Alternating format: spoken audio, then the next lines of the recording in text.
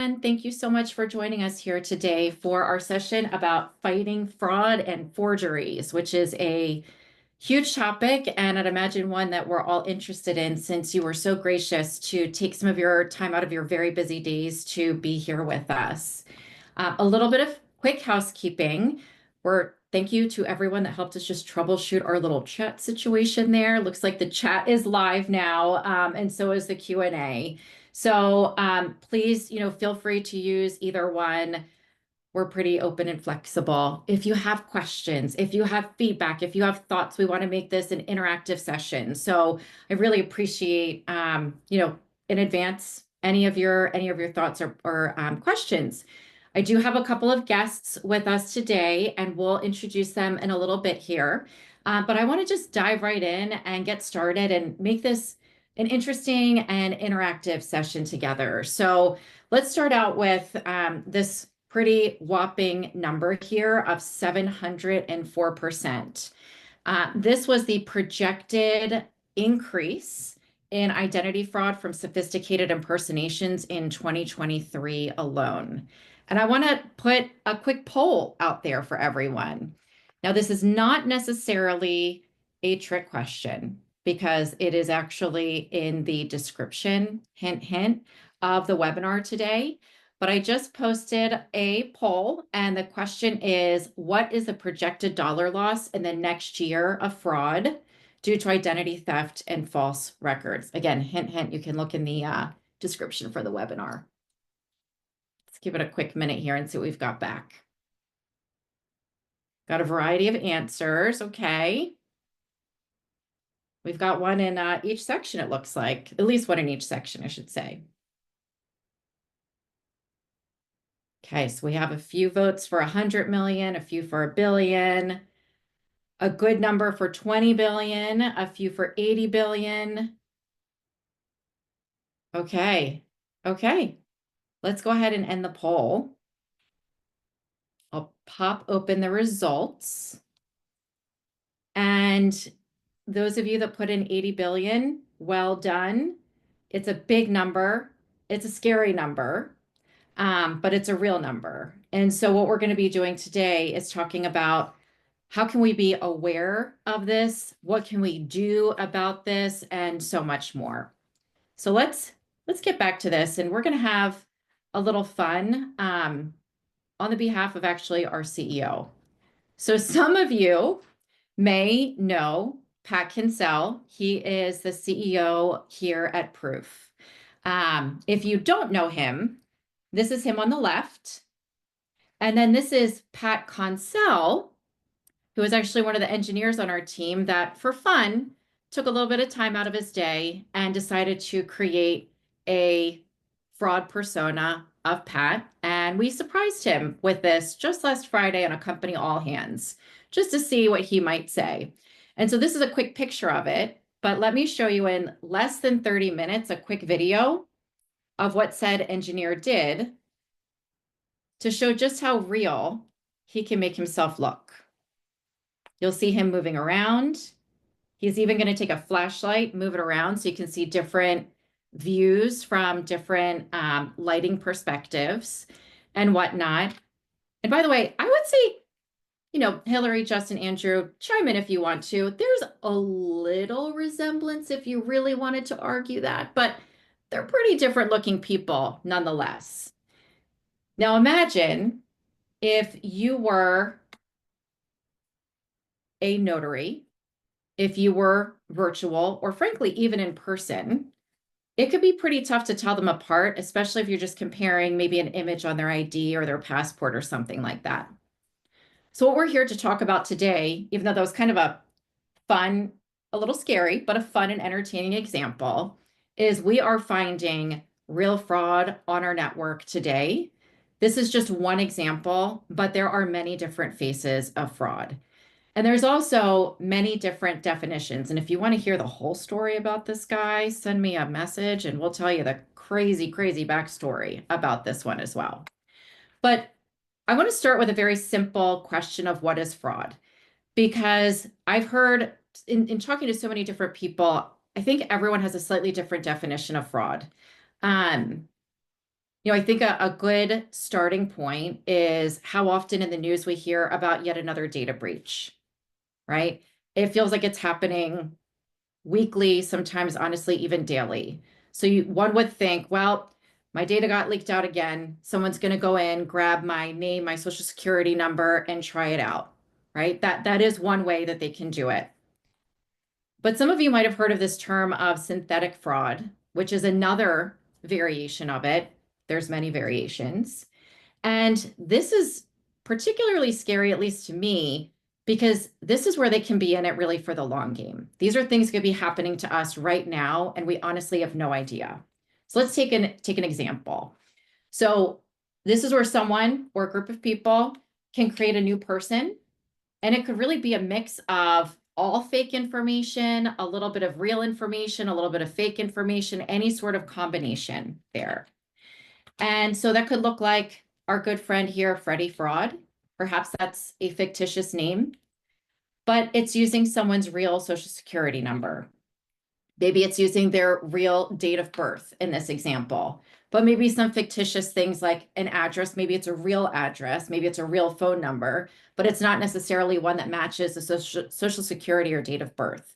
Or again, it could be all true, all fake, any combination of this. So what happens in this scenario, and bear with me for a minute because it's a little bit of a build out, is someone is going to start to try to impersonate this Freddie fraud person and basically bring them to life. So let's say they take this person and they apply for a loan. Well, we know they're going to get denied because this is not a real person, right? But what's interesting about this is that just by getting denied, it actually starts to create a credit history for that person. It's not going to be a good one, but it's creating a credit history nonetheless. So let's say this actor then goes and tries to get a high risk loan, right? Where they're not doing much of a credit check, anything along those lines. They get it. Maybe it's a small amount, but they're going to be diligent and they're going to pay it back. They're going to pay it back on time, pay it back in full. And that helps to increase their credit score. And maybe they do it again and again. And eventually, over time, they're actually going to get a half decent credit score. Maybe it's even so decent that they then go to a bit of a more reputable source with a half decent credit score, and they go for a large line of credit. Now, again, remember, this is all happening over time. In that case, they may actually get approved with your information and get a significant amount of money. At that point, they can take that money and they blow that identity and they're off to the races with all of that money and it's gone. And this is again using perhaps your social security or your information, and you don't find out about it until this point in time. That's the scary reality. So to me, if I think about that, I'm like, well, I really want to do all of this in person then, because that's going to help me to make sure that I really know who's sitting in front of me. But the reality is, in both of those situations, you could still be doing that in person, number one. Number two, the other reality is, especially in this post-COVID world, people just don't want to do things in person or they can't do things in person. So in many cases, it's not even an option. We've got to continue to do things virtually. There's just really very little chance of going back to the way that things were. Now, many of you that are on here may be existing proof customers. And I saw in the registration that we actually have a pretty huge title and real estate contingent. So thank you for being here. Super cool. So I'm going to use, because I know that, I'm going to use a bit of more of a real estate example as we go throughout our session today. But please know that real estate is just one of the many areas that we can be thinking about. It can literally be for any interaction you have with any customer. So those of you that are proof customers, I would put money down to place a bet that you know us for online notarizations for Ron. What I'm here to tell you about today is that, of course, you can look for fraud during that Ron period, but you can actually look for fraud at any point in any of your interactions with your people. And we're still going to make it frictionless, but give you a huge amount of information that's going to help you to make much more complete decisions where we're going to be aggregating data from all over the place for you. So here's a quick example, another real life example of what we did, how we caught fraud on our network previously. The use case was around a seller fraud use case. Again, I know this is huge from a real estate perspective. And it was caught through a variety of different signals and aggregations of information above and beyond what you might just traditionally think of with like a KBA or credential analysis. It's a lot more than just that. We looked at things like, does this appear to be a synthetic identity? Has it been tied to multiple IDs? Are there issues with the phone number, maybe not coming together to the appropriate person, and so on and so forth? We're looking not just at that one individual for this one transaction, but actually across a massive network where we can also look to aggregate that information. But I don't want to keep talking about it. What I'd like to do here in just a minute is I'd like to introduce Justin Rossi. Justin is an unbelievable solution architect here at Proof. And Justin's going to show us real life in the product, what this might look like. But while Justin's doing that and getting set up, I'm going to give him a little extra minute here to get set up. And I want to launch another poll. This is anonymous. Just to be clear, I know it can be uncomfortable for people to answer this question, but the question is, has your organization experienced fraud in the past year? And also, I mean, think about this. It's not just about catching fraud, but it's also learning more about your customers so we can get a better baseline as far as what are the expected, attributes about this particular individual. So again, we've got a poll up here. Has your organization experienced fraud in the past year? We have a relatively overwhelming response here of, and let me go ahead and just end it so we can get to Justin. I'm going to end the poll and share the results. 71% are saying yes, 29% are saying no. But I'd imagine, again, it's something you're thinking about, or else you wouldn't be blessing us with this amazing amount of time that you're giving us today.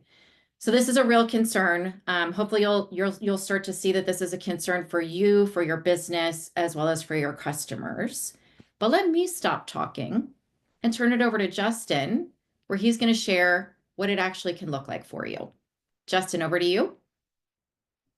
Awesome. Well, thank you, Kelly. And as mentioned, I'm Justin Rossi, a solutions architect here with Proof. So I'm really excited to dig into the product with you today. And now, as Kelly will cover a little later, with Proof, you're going to have access to a suite of different transaction types that are available to meet your business's needs. Now, what I'm sharing on my screen right now is the Proof for Business portal. So many of you are actually sending out documents today and identity verification transactions to your clients through this portal, or a portal that looks very similar if you're on the title side. Now, we can see the variation of those transaction types here in the example. So, of course, we have online notarization.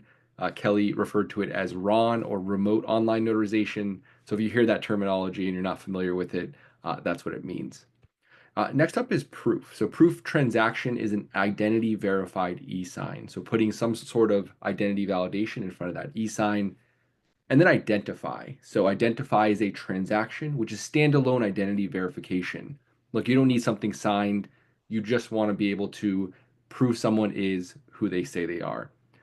So with defend, you're going to see a new column, which indicates the risk level associated to your client's behavioral patterns, and identify signals surfaced by our defend platform, which you can see here.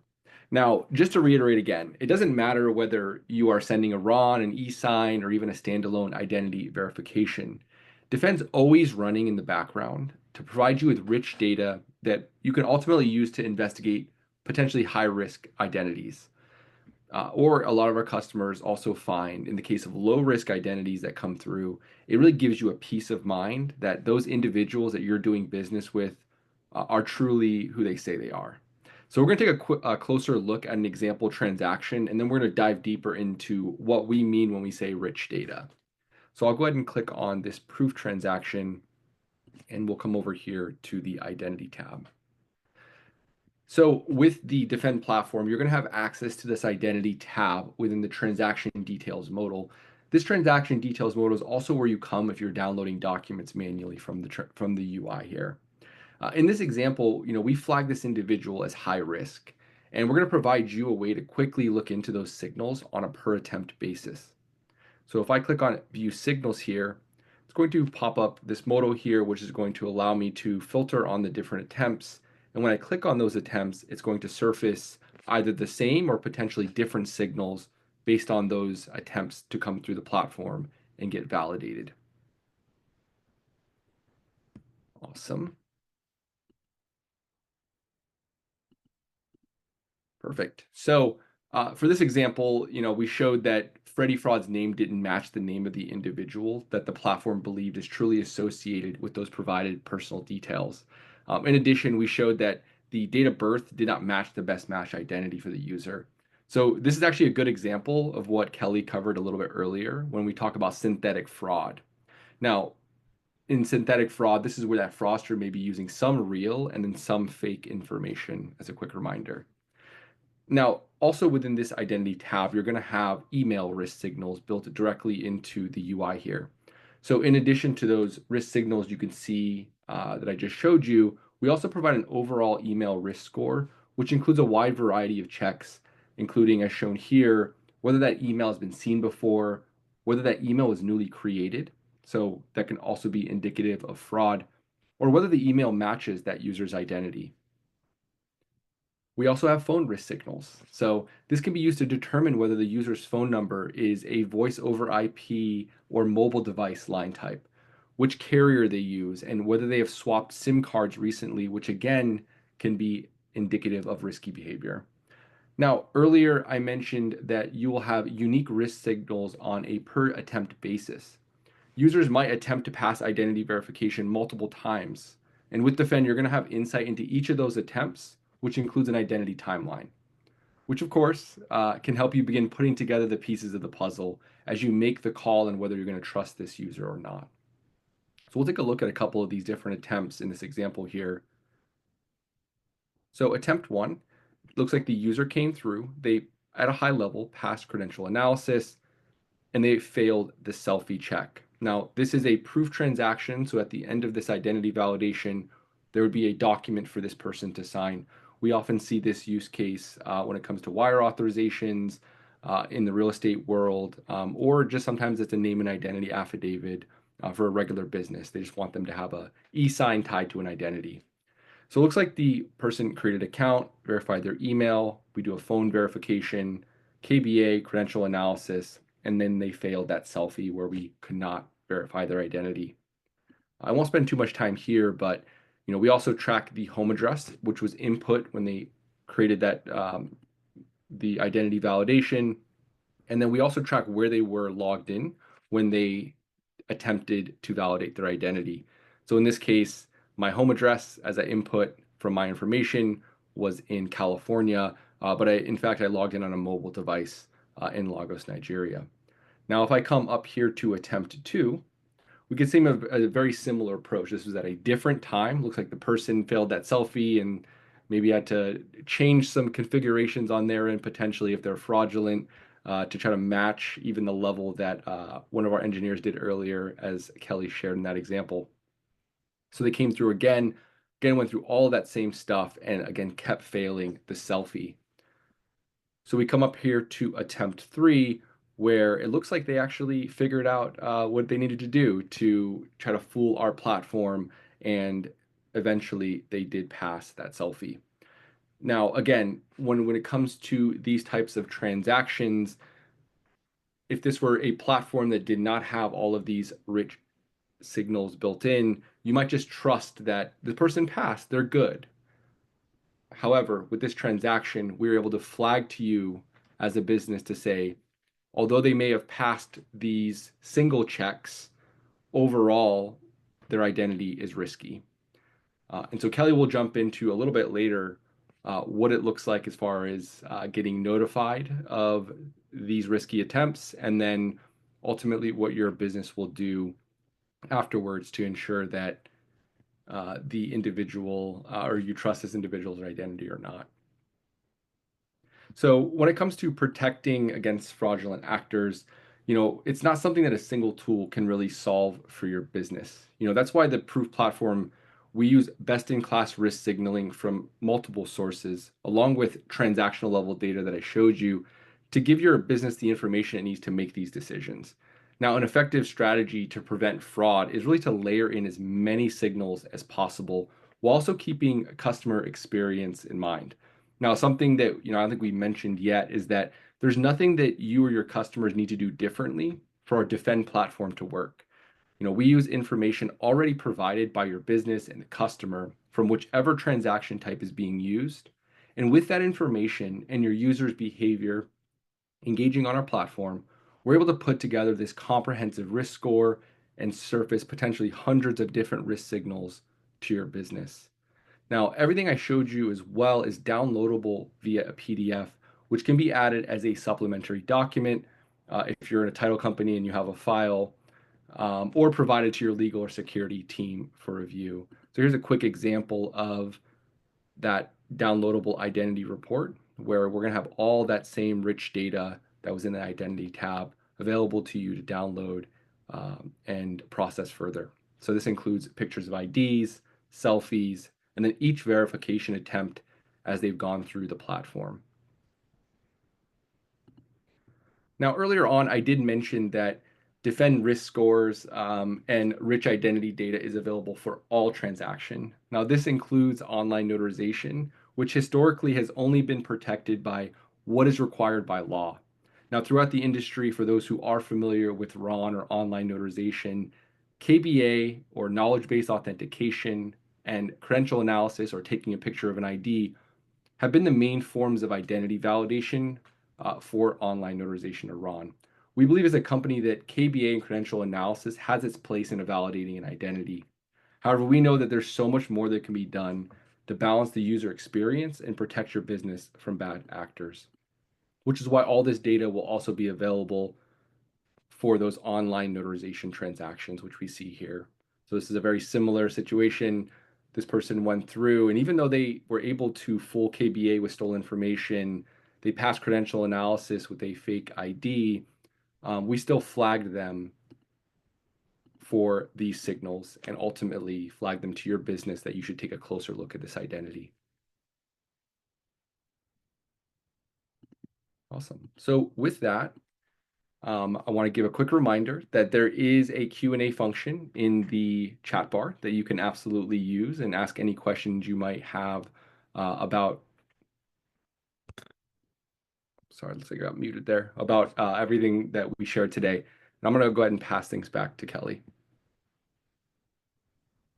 Thanks, Justin, and amazing overview there. I really appreciate it. So it's sometimes hard to fully understand all of the different pieces that are going into it. So I think one of the biggest differentiators that we have that I want to make sure to point out is that it's an aggregation of all sorts of signals coming from all sorts of different places. So while CA and KBA and all of that is so critical, this is taking that and taking it to the next level without any additional, steps or being any more intrusive to your end user, because there's always going to be certainly that mix of, well, I want to protect myself, I want to protect my company, but I also have to make sure that customer experience isn't impacted. It is a delicate balance that we know you each have to really straddle that line constantly. So what do we just see here? What Justin showed, again, is really an aggregation of all of this information, but it's not just about detecting fraud.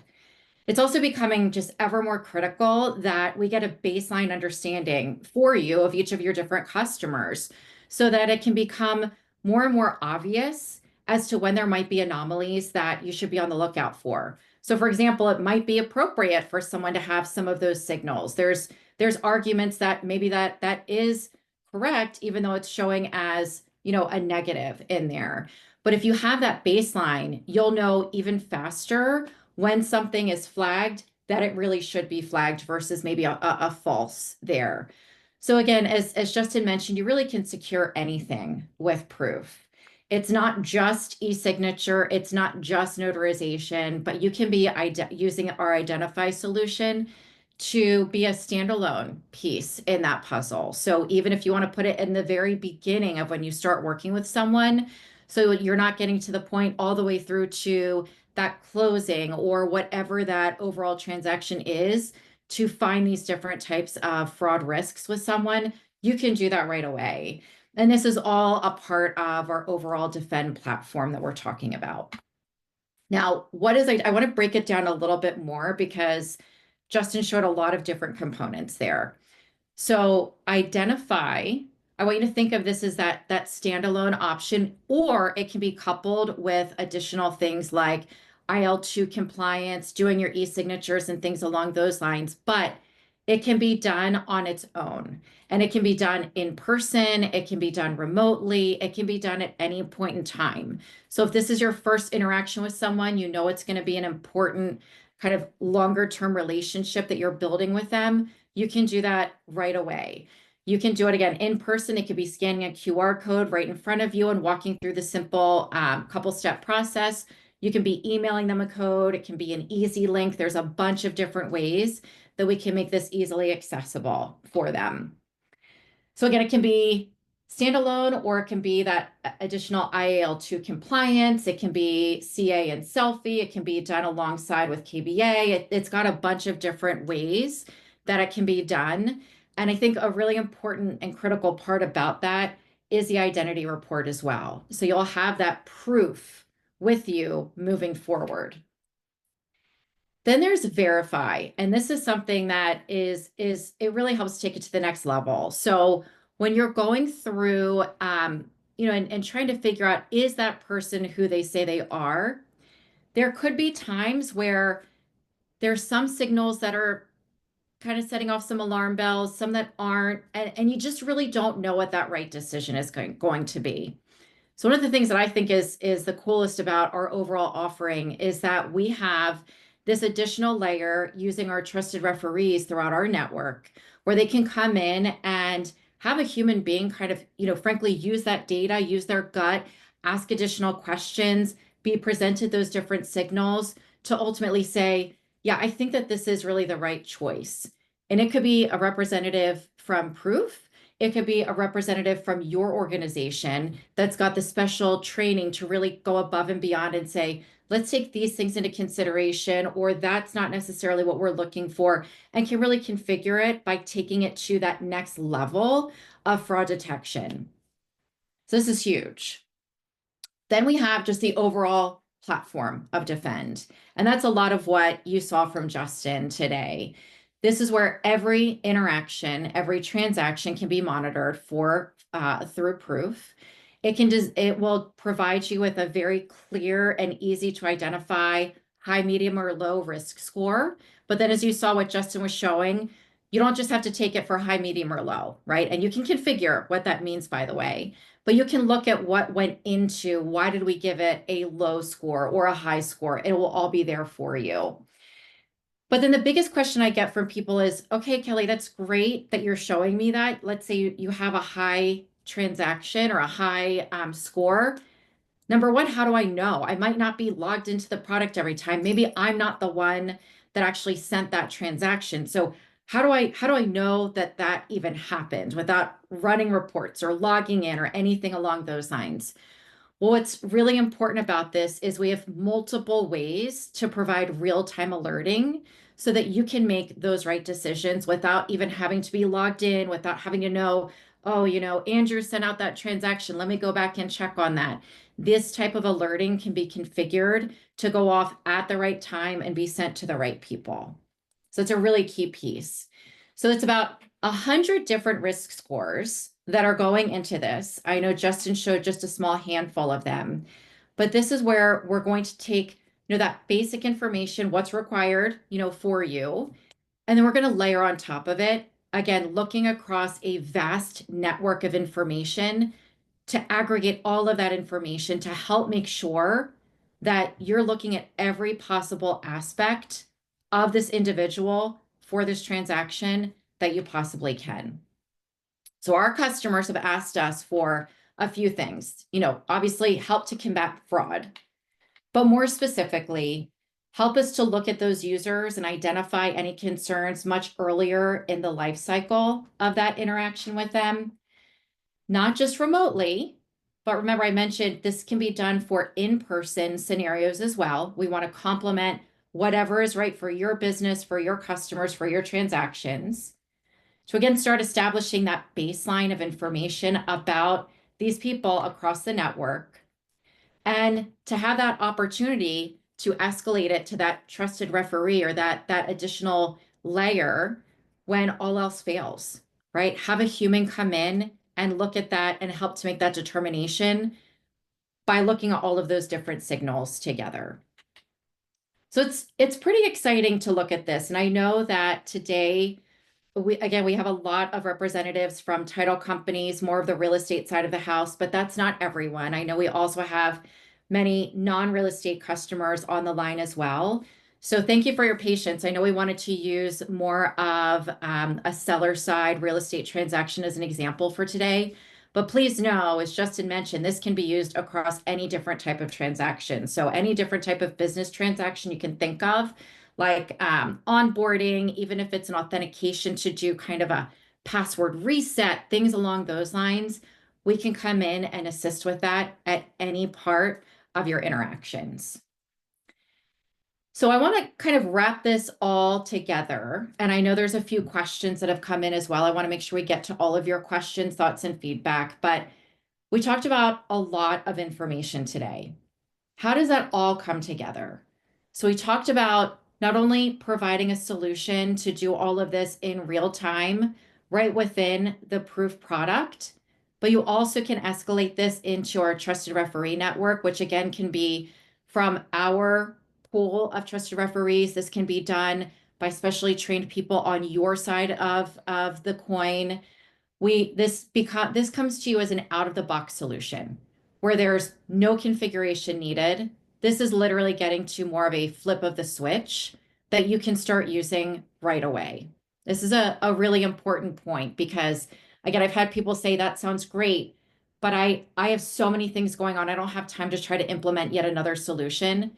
This is all something that we can do for you. And as I mentioned, it can be for really any interaction. Justin showed us earlier, it could be for really no actual transaction. It can be for e-signature use cases. It can be for remote online notarization use cases. It can be for those in-person transactions. It doesn't stop there. We want to make sure that we're supporting you in any part of the business where you want to make sure that you're protected. And again, just another few examples of this plug and play aggregation of these different types of best-in-class signals that we have coming in. There's a ton of them. Don't expect you to read them all. This is going to be recorded. You can take this with you. You can ask us for more information. But I know Justin mentioned a few examples, like did someone recently do a SIM swap? Try saying that quickly 3 times on their phone. We can be looking at DMV validation information for you. We can be looking at age comparisons. We can be looking at these selfie to ID check type things. We can be looking at all sorts of different signals that we're aggregating again instantly in one place for you to help make the best decisions. I just want to thank everyone for, again, taking the time out of their days to be here. Obviously, this is a continuing growing concern for us, for our customers, for us as individuals as well. And I'm excited that Proof is able to offer such really out-of-the-box solutions for you to be able to start using right away to protect yourselves, your customers, and your company. So I dropped the link in there to contact us if you want additional information. Anyone that said they'd like to get started with that 30-day trial to try it out themselves, we will follow up with you in the next few days. But thank you for spending your time with us today. We'll send out a copy of this recording to you, and we look forward to continued conversations. Thanks, everyone. Thanks, everybody. Thanks.